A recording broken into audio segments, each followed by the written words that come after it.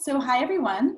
Um, I'm Julie Badal, and I'm here today with my dear friend Tanja Pajevic, who is also my writing coach. I recently took a class with Tanja, who's based in Boulder, Colorado, called Memoir Mastery, and I learned so much about the craft of memoir.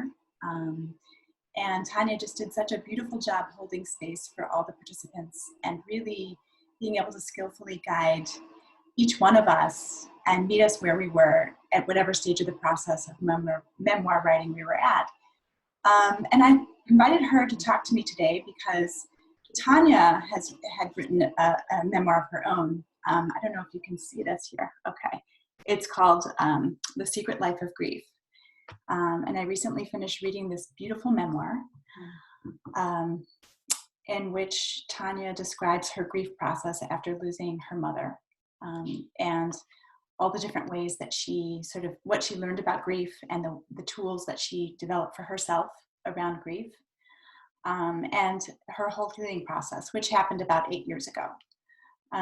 So I thought it was such a beautiful memoir and really relevant today as we all face collective grief in the coronavirus crisis. And we will undoubtedly be facing losses in our lives, either with loved ones or just loss in a variety of ways in terms of our lifestyles, our relationships, friendships, jobs. So there's a lot of grief out there. And I thought that Tanja had so much wisdom to share.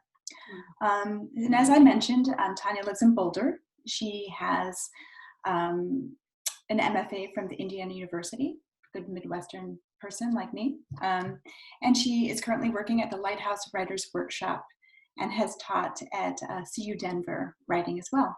So I'll share at some point her website if you want to check out her writing courses, but I just wanted to welcome Tanja. Thank you so much for joining us today. Thank you so much for having me here. I love the work you're doing, and I just really feel honored to be able to talk with you. So thank you. So as I mentioned, I recently finished your book and was so impressed with the inner work that you did after losing your mother and the insights that you shared about what you learned about grief, our culture's relationship to grief, as well as sort of the tools you developed to cope and to heal. And I also just wanted to say that I got to know you in such a different way. Like, you really shared so much of your inner life. And as I revealed, Tanja and I are friends. We actually went to high school together and grew up in the same hometown. But I didn't know, so much about your Serbian background, your experiences in Serbia, the struggles that you had going on in your family, and I just gained such an appreciation through storytelling of your whole person. And there was just such a fullness in the writing. And I just want to say that I really enjoyed getting to know you that way. And I want to thank you for that gift. It was quite a gift to read your story. And it was also an act of bravery to share it with the world. So thank you. Thank you. I did a lot of it. Thank you. And I don't, it's funny. I don't know. I think those of us who are writers, I don't know if we think of it so much as an act of bravery, just as, we tend to write the books that we want to read, as writers. And so one of the reasons that I wrote that book is because I wanted to learn how to grieve consciously. And I couldn't find the book that I was looking for. And it really made me kind of crazy, honestly. I felt like we should have a larger narrative to support people when they're going through the grieving process. And since I couldn't find what I was looking for, I decided, okay, well, let me put my story, let me chronicle my story in the hopes that it will help someone else as they're facing their own losses. It's funny, Zadie Smith says something along the same lines. She says oftentimes readers will approach her and comment on her bravery, and it's such a strange feeling for her to be told that she was brave when she didn't realize she was being brave. It's sort of like okay, how do I process that? But yes, I think writers do write the book that they need, and you definitely were writing the book as you lived it. Mm-hmm. And when I mention bravery, it's just in terms of the emotional honesty Mhm. So I wanted to have other folks let them in on sort of what you discovered about your own grief, about um, traditional mourning processes, about bereavement support and lack thereof in our culture. And sort of, I know that there was sort of this personal exploration and there was also a cultural Mhm. exploration and comparison. Can you talk a little bit about that Yeah, in relationship to absolutely. grief? Yes. So let me kind of backtrack just a moment to give a little bit of the larger picture. I think it'll ground the discussion a bit. So my dad passed away right as I graduated from college. And so at that time, that loss in my life was a huge loss, but I had no tools to deal with it. And we'd had a troubled relationship and it pretty much blew apart my 20s. And so when my mom passed away, I was in my early 40s and I was very cognizant of the fact that I couldn't go down that same road. I knew from my past experience, my kids were young and I didn't have the option of putting my head down and just kind of trying to, hope that it would go away. And I knew deeply in my bones that I had to find a better way. And so one of the themes that I explore and some of the issues that I write about in the book, my parents had immigrated from the former Yugoslavia before I was born. And as a child, we had gone back and forth and spent some summers in the former Yugoslavia. And I had seen mourning rituals as a child. I had seen, I remember one particular experience. I was 10 and there had been a death at a wedding and everything shut down. Mirrors were covered with black cloths, right? People wore mourning black armbands, men wore armbands, and there was no music, there was no singing. There were also like a very specific series of church events at specific intervals to help hold the community and provide markers for communal mourning. And we don't have that here. We lost that after World War I, but actually after the plague in 1918, that was kind of the start of it. So many losses after World War I, when mourning and kind of taking care of the deceased moved away from the home out into the public sphere. And so as a result, at least in the United States, in this country, we haven't had a public place for mourning to help hold that. And so it's become a very personal, almost a very secretive thing that we have to process on our own. And so that was one of the things that I was exploring in the book, because I've found that, we really do need to be held. We really do need to be seen. No one can fix our grief, but just to have our grief acknowledged is really important in the process, right? And I think that's part of what we're facing now, right? We are, across the planet, we are communally grieving so many losses. There's, and where you are, Julie, in New York, like there's so many losses every single day. Like but on top of that, there's the loss of community. There's the loss of being able to connect. There's the personal freedoms that we are also losing. And then I'm kind of going off on a bit of a tangent here, but just one last thing I would like to say about this, that I think one of the pieces that I'm finding myself navigating is one of the things I learned during my grief process is that grief brings up old grief. So if we have these old griefs that we have not been able to work through, even if we have been able to work through it, we'll touch upon that. So as you just mentioned, my mom passed away 8 years ago now. And I really found myself, and I've worked through it. I'm in a much better place, but I still found myself like, of course, if something big happened, this would be the person I would have called. I would have called my mom. We would have been in constant phone contact, right? And then that's gone too. So then that adds another layer to the grieving, to everything else that we're grieving. There are also these other losses, which are magnified that much more for those of us who haven't had the opportunity to process some of those earlier losses. Yeah, it's another wave of grief that's hitting. Or another layer, right? Yeah, It's like so many layers. yeah. Yeah, I do think you're right in that we've considered grief to be in our culture a very private affair. It's almost like we don't, after we've sent the card and attended the funeral, we don't want to intrude on someone's grief, and we see it as so personal and private. And yet, you're expressing this need for community, which we're now discovering, in this crisis is tremendous. And I think there is this communal sense of solidarity, and at the same time, isolation, and having to go through this process on our own.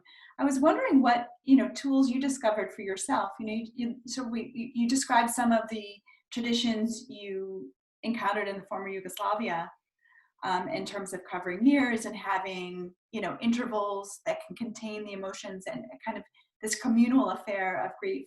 What were some of the personal rituals and tools that you discovered for yourself that were helpful? Absolutely. So one of the things that I have found in my adult life that are my personal touchstones for grounding are writing, dance, and meditation. Those are the three pieces that I keep circling back to in terms of mental health and physical health, right? And after my mom passed away, that became even more important for me to really ground in those pieces. And I'm actually speaking with other folks who work in this field. I'm not finding the right word at the moment. One opportunity or experience that I really loved, a woman who runs a grief group here in Boulder. What she did after her son passed away was she would give herself X amount of time in the morning at intervals throughout the day to physically, literally grieve, right? To be able to contain her grief throughout intervals of the day, and that's something that I even find myself doing now during this time, right? I have so many waves, and I move that grief through my dance practice, through my dance classes all online. Like there's so much in my body that needs to be moved. I also process it through writing, absolutely, and then use meditation to ground myself. And for me personally, one of the big pieces that I've found is, and this is a universal truth, of course, is that, as Brene Brown says, you can't numb one part of your experience. If you numb the grief, you numb the pain, you also numb the joy. And that's become my guiding principle. Right now, in these past few weeks, I feel strongly that I am grieving multiple times a day. And it's what's allowing me to stay buoyant. Maybe not buoyant isn't the correct word, but it's allowing me to be able to come up and have those moments of connection and presence with myself, but also with my family, as well as my community and my clients. What do you do during that time that you are giving yourself space to grieve? Is there a ritual that you engage in, or is it just time to sit and have a cup of tea? So right now, I physically feel so much emotion in my body. I am physically feeling so much grief, maybe as an empath, a sensitive person. So I'm finding that dance is helping me so much. I have so much, I'm a big believer in feeling the full range of emotions. And I have a lot of rage right now, as well as grief, right? There's so much that could have been handled in a much, much better way. So for me, it's important to move that through my body so that it doesn't turn and become depressive, so that it doesn't turn into self-criticism, so moving that out. Writing helps me as well. I try and do these things in the morning is a good time for me to get grounded, but with so much going on, I'm having to do it multiple times a day now. I really am, if on the days I make the mistake of getting up and reading the news first thing, I'm like, oh my God, I have to then step back and reground again, because otherwise I can't go through my day. It makes so much sense. I'm suggesting the same for my clients, to, shorter, more frequent intervals throughout the day of mindfulness. Yep. But it also makes sense what you're saying in terms of both the somatic experience of the grief. And I think that's just really helpful for people in isolation in general, to keeping things circulating, that feelings are felt in the body. That's why they're called feelings. And that we do need to keep moving them. And then this idea of writing too, and the idea of naming, and how that shifts the brain into kind of a different place, maybe less reactive, and having some control over the feeling states. If we can name it, then we're in a more responsive and a kind of more of an executive function mode. You know, we're taking control, we're putting it in a container, and the container of your writing is such a beautiful process.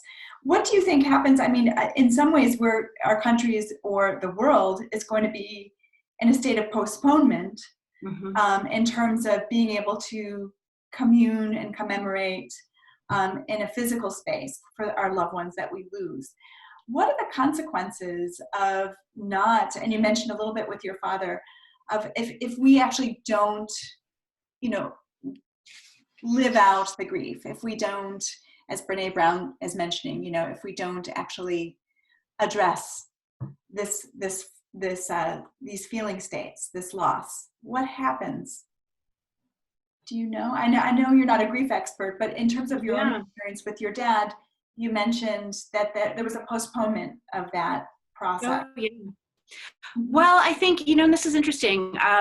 You and I have spoken about this personally, but part of what I've been exploring is intergenerational trauma, right? And I think that and ancestral trauma, and this is exactly what I think happens. I have a lot of World War II trauma in my family, and part of the reason that I write, is to open up and honor those stories and to give those stories the space to be able to grieve those pieces that happened in the war. My grandmother who was killed by bomb shrapnel, but also my mother who was set free from a concentration camp the night before her family was to be murdered, right? And so when that's not acknowledged and that's not spoken, then it leads to so much dysfunction and disease. I personally believe disease. I'm a somatic, I'm quite a somatic person as well, you know, interested in somatic psychology.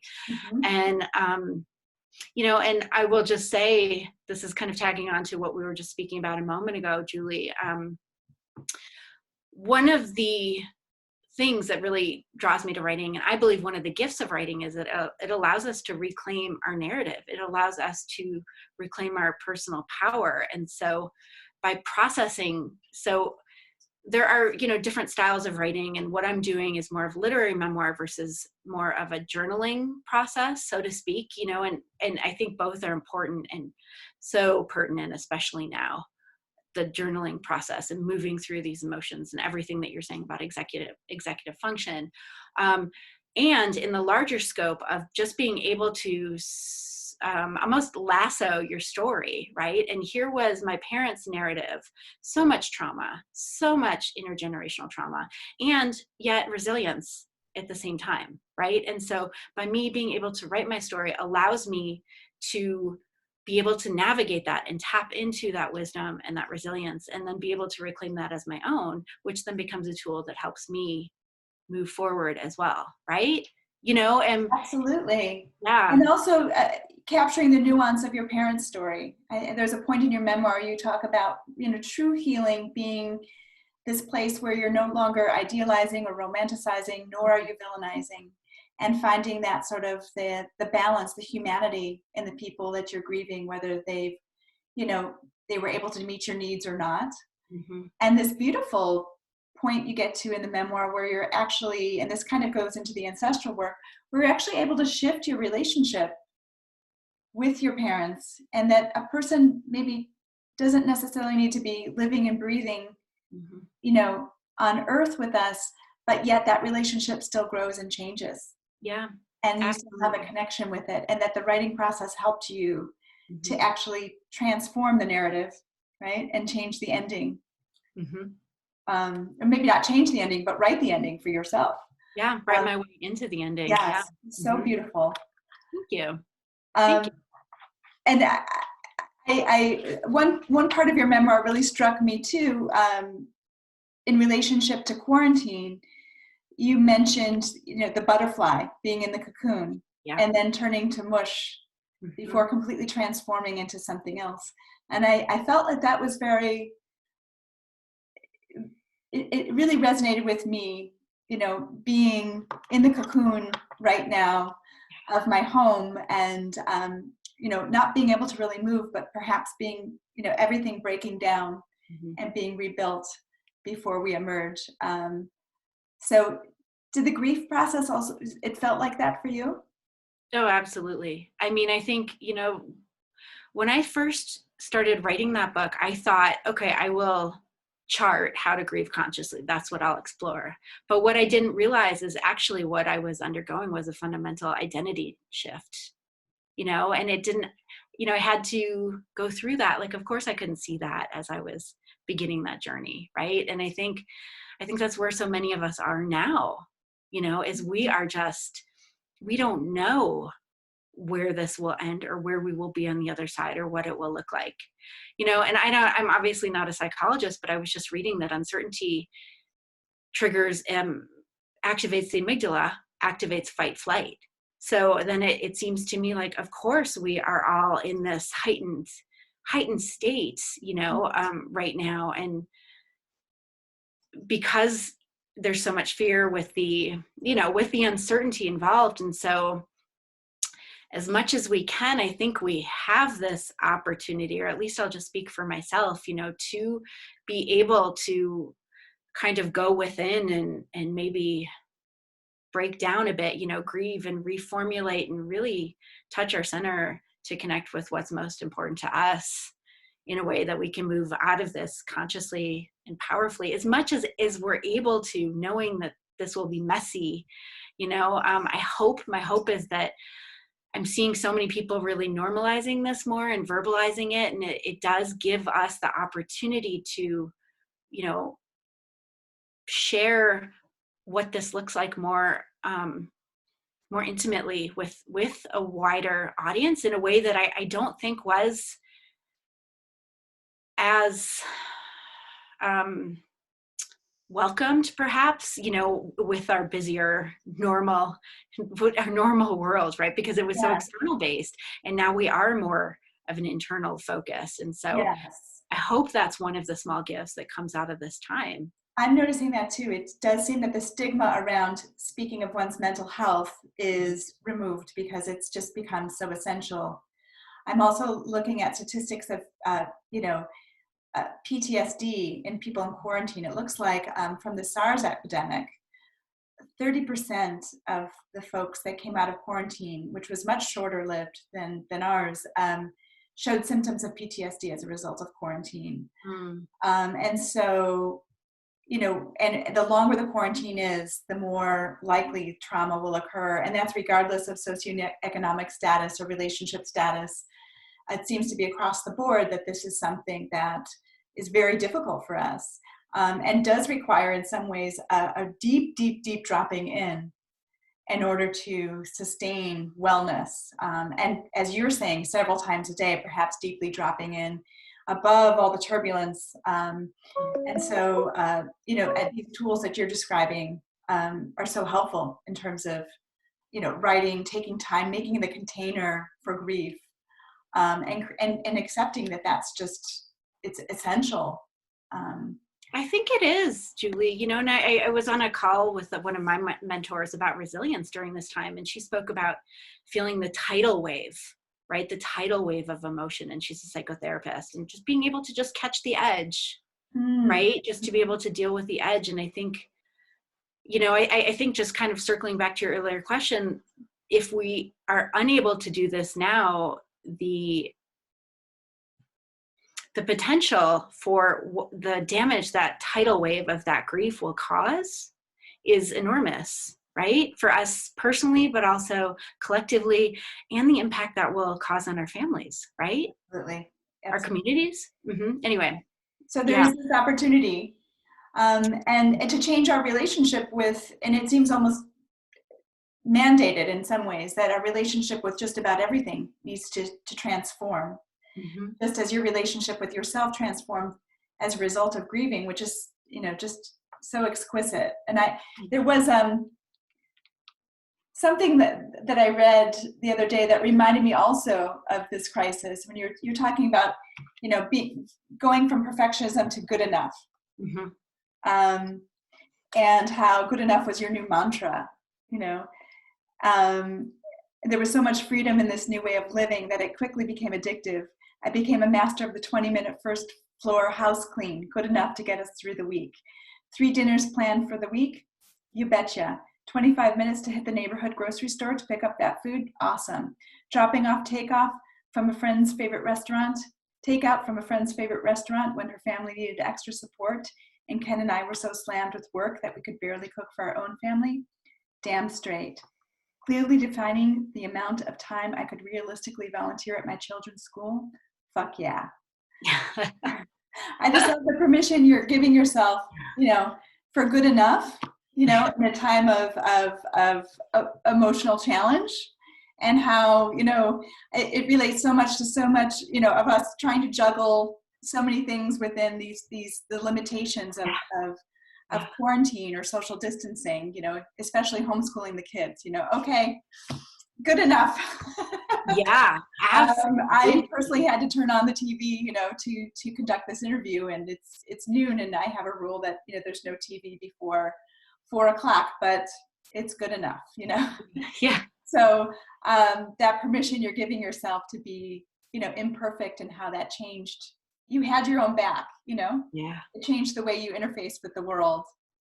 It was really yes, yeah. But I think it's so important giving ourselves permission, especially as women, especially as women. And I'll also just say, for anyone who's listening who's a writer, it's so important for those of us who are writers.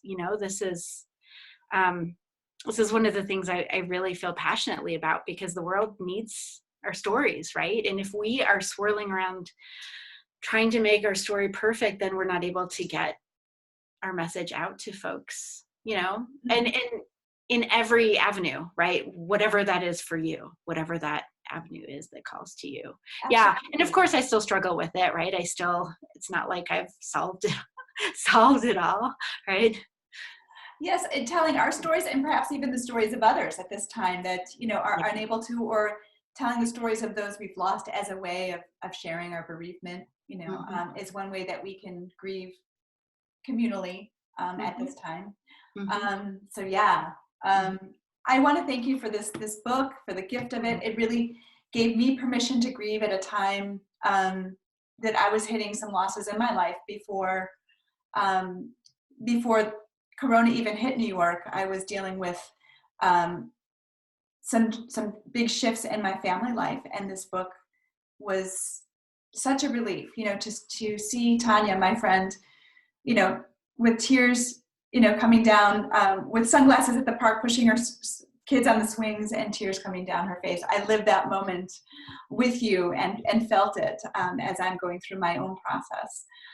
Tell us a little bit about what you're planning in terms of holding space for others who want to craft their stories at this time. Thanks, Julie. And thank you for your kind words. I'm so honored to somehow, just open up a bit of space, maybe, and a bit of, compassion, and maybe just kind of walk along the journey with you a bit. So thank you. That means a lot to me. You bet. Yeah. So what I do, I'm actually a memoir and nonfiction book coach. So what I do is I help people. My passion in life is helping people share their stories, particularly memoir. It's the place that I've loved and studied and worked in for the past 20 years. So I offer online memoir classes and coaching, and I'm working with folks and doing it in a flexible way and offering deep discounts right now, because I just want to give people a container to explore their stories. And when I say that, it doesn't even have to be for a story that necessarily makes it into the world. Right now, legacy projects are also so important, right? Just even getting the stories down of your family members, of your grandparents, of your parents, right? And really capturing that. I find that a lot of us are thinking about those big pictures now, right? Do we have the big pictures in place? Do we have, forgive me for being morbid, but do we have our will set up, right? And kind of thinking about what is the legacy we want to leave for our children, right? And one of my regrets is not being able to capture more of my parents' stories before they passed away. So I know that we are all functioning in a new, uncertain realm, scattered. I don't think any of us is functioning at 100%, but I just do want to, encourage people just to take time, whether they're writing, to process their feelings. I mean, that's a wonderful way of kind of getting down and allowing us to move through the emotion, is just to journal the events, the craziness, the magnitude, the sheer grief of all of these new daily adjustments that we're facing, as one of my other teachers said, microaggressions, almost micro traumas, almost, on, it's some days almost on an hourly basis that we're being forced to acknowledge and work through. So, just giving yourself the permission to use writing as a container. And then for folks who are, for folks who are isolated and home alone and who do have more time on their hands, I'm really honored to be able to help them craft and shape their stories in a larger way. So beautiful. And I can attest it was a very powerful experience and really moved me forward with my own book proposal and project, and gave me,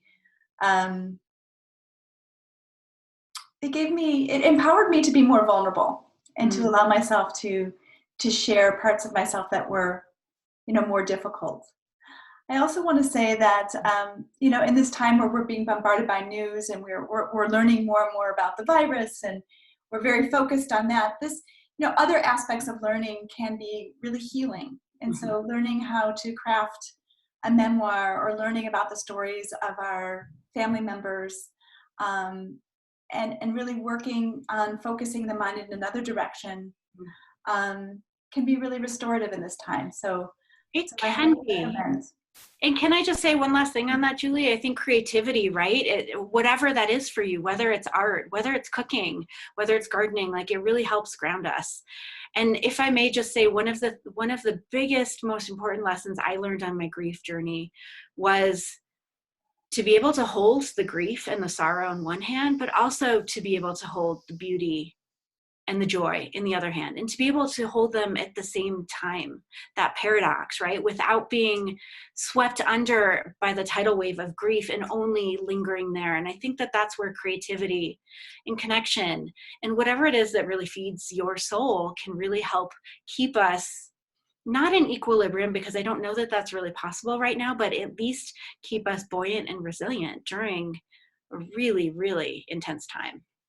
So poignant and true. I remember that moment with the bracelets in your dance class, and how you had to at a certain point, because it was like, I feel this joy in me rising up, and at the same time, I'm honoring the part of me that's still grieving. To end, I wanted to find this quote. I think you were on retreat at Kripalu, with David Wagner. Yes. And I love that you ran into David Kessler, and he another day we'll talk about the comment about his book, which was so great. But that through your meditation retreat and through sort of the lens of Buddhist psychology, you started to experience life not as something that's tough and we must work hard, to get through, but life is an experience of joy, wonder, happiness, and service, punctuated by moments of forgetfulness. I thought that was, I wrote that down and want to remember that. Really, really lovely. Thank you for joining me today. It's an honor to have this conversation. It's an honor to talk with you. I will, for folks that are tuning in, I will post a link to your website with your name, of course, and we'll take it from there. Thank you so much for having me, Julie. It's always fabulous to talk with you, and I just feel especially honored during this time. So thank you. Likewise. Okay. Have a good day. You too. I'm going to end meeting.